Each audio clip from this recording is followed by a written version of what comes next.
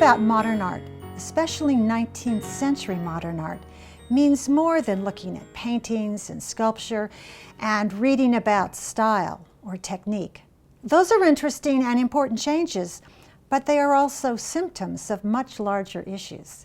To understand how and why these dramatic changes took place, you need to understand what it meant to be modern, why the modern experience happened in Europe and not China or Peru, what kinds of ideas, philosophies, and events challenged the way that people thought and what they did, and that includes making art.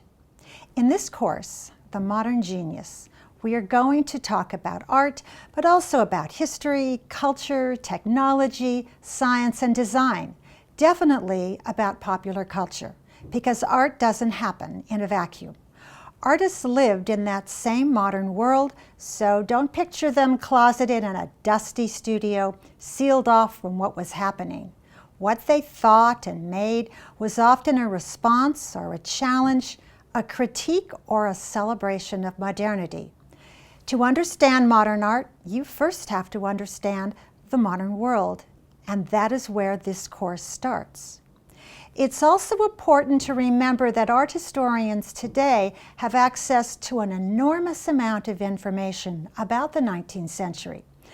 But along with that, we also bring new questions and concerns, different perspectives, and quite often, we don't agree on interpretations about modern art and history.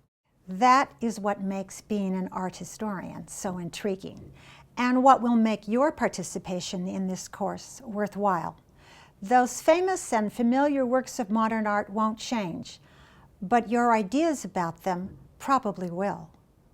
We are going to begin in Europe because that is where the very idea of being modern was developed. Let's start with the basics.